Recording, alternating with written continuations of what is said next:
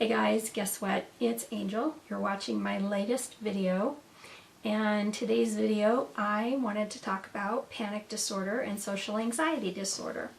And I want to start off by saying that I am not a doctor. I'm not a psychiatrist or a psychologist. I am just here talking about my experience in dealing with my mental illness and my it's just me talking about me and what I've experienced along my journey dealing with my mental illness. So I just want to put that out there. And today I want to talk to you about how I experienced or how I have experienced panic disorder. Let me take a drink really quick.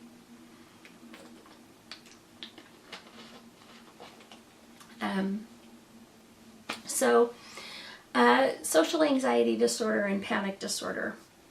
I don't know, I know that they're not exactly the same, but I think in my case they go hand in hand.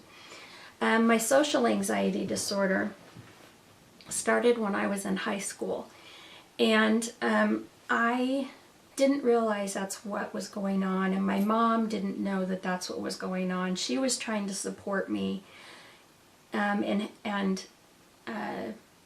be there for me, even though we just didn't know. And so basically, my issue was I would get to class, I would sit down, I'd get through the attendance roll, and on a good day I would get through about 15 minutes of class, and then I would kind of start to freak out on the inside. In my mind, I would just start looking around. I would feel like the room was closing in, and I just knew I had to get out of there. So I would be excused, or asked to be excused from the teacher, and then I would get my keys, I would go out, get in the car, and I would get home. I would just drive home. And my mom would excuse me from, call to have me excused from school, because I think she just didn't know what else to do, because she could see that I was really struggling.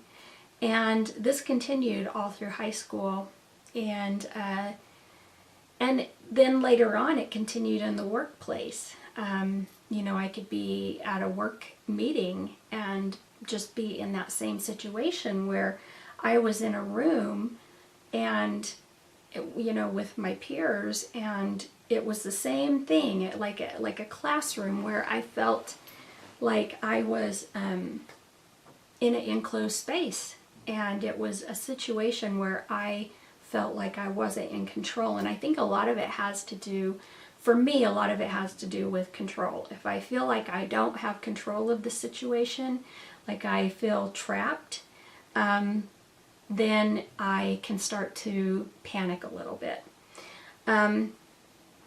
So that kind of is my social anxiety.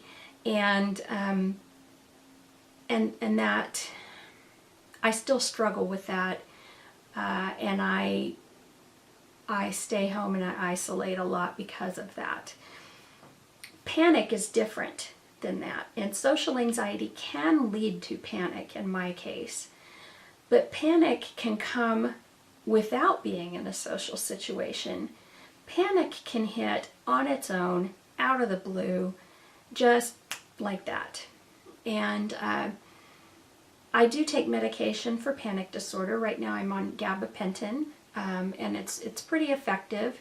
Right now my doctor is kind of playing with the dosage because he was trying to take my dose down.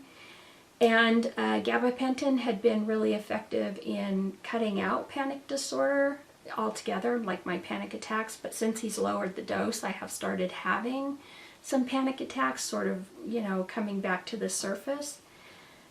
In the past, before I was on gabapentin, I was taking a medication called Paxil, and I took Paxil for 13 years. Paxil was very effective in eliminating my panic attacks, and but it had some side effects that came along with it. And of course, any medication that we take for mental illness, they all have side effects, and many, many side effects. Paxil side effects, the ones that I experienced, and they come with a long list. The ones that I really experienced were night sweats. I had a lot of, it did affect my mood, but at the time I did not have the bipolar diagnosis, so I didn't recognize it. But looking back, I can see that I was really irritable.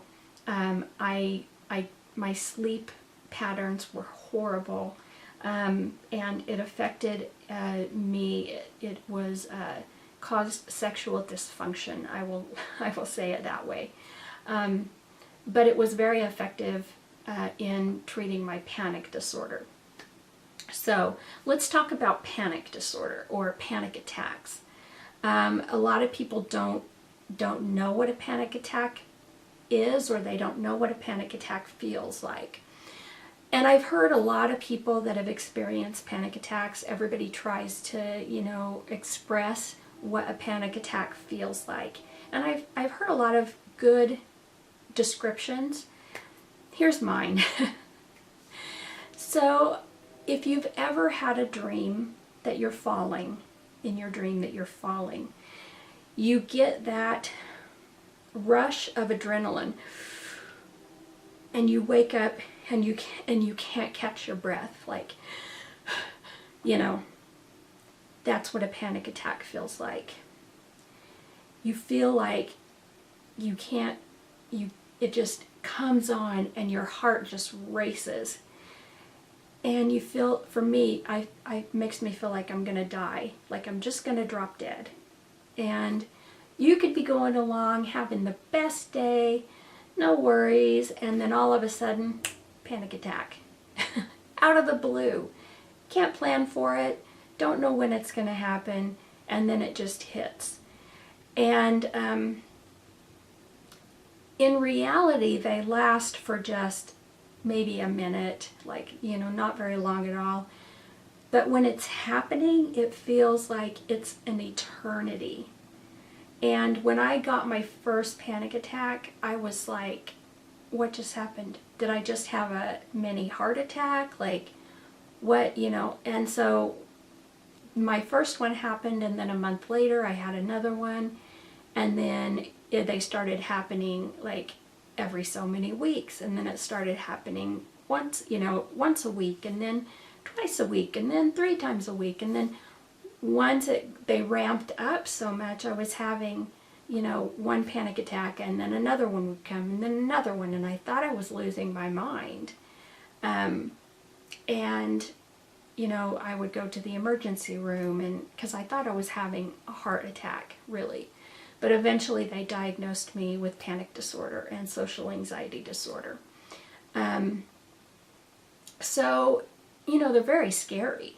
Honestly, they're very, very scary. Even if you had them and you know what they are, you know that it's just a panic attack. Rationally, in your mind, you know that that's what you're experiencing. But rational mind put aside, when you're having it, you literally think you're going to die.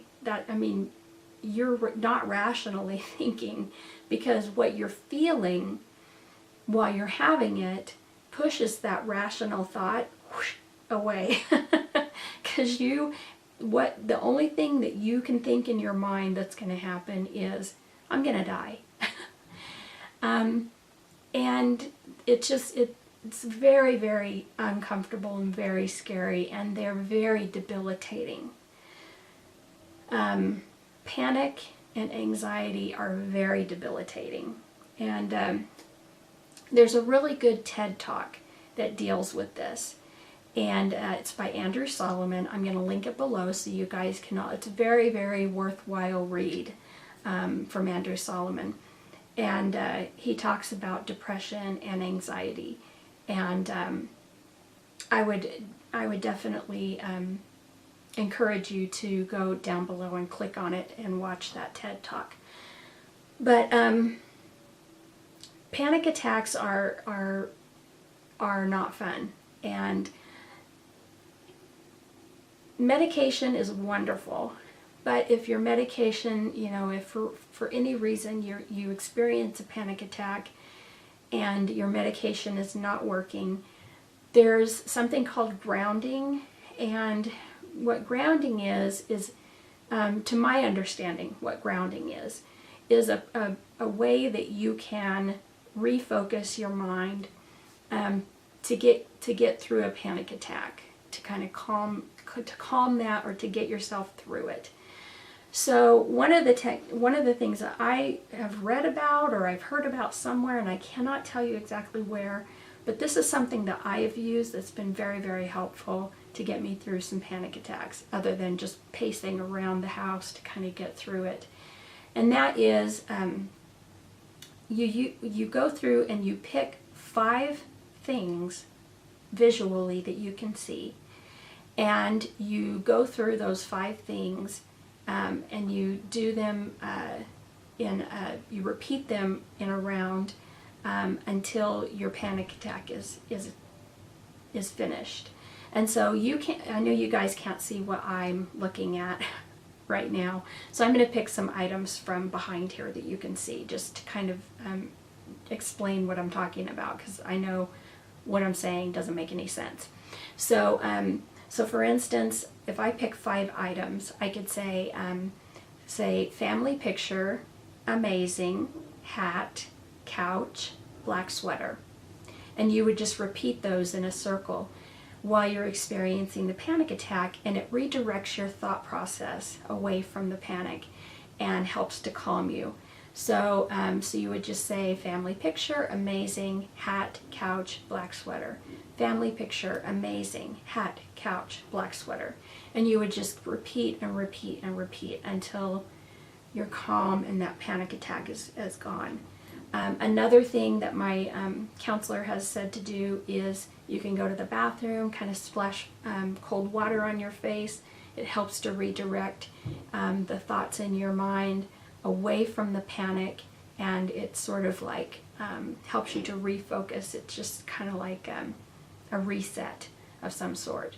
And the way that I do it, instead of going and splashing cold water on my face, is I get a washcloth and go and get it wet with cold water, and then hold it over my eyes and my forehead. And it's actually, I know it sounds strange, but it's very, very effective. So those are some things that have worked for me. But anyway, that's kind of what I wanted to talk to you about today. So yeah. I hope you guys like this video. I hope you find it helpful, and some of you may relate to it. Leave some comments below if you deal with panic. What is helpful for you to get through a panic attack? If you have some ways that you cope and deal with it, leave those comments below, because the way that you deal with it and that's effective for you may be effective for other people that watch this video, and they can look down in the comments and see that, and it would be maybe helpful for them. So anyway, guys, I hope this video finds you well. I hope you have a great day. I hope you have a great week, and until we talk again, bye.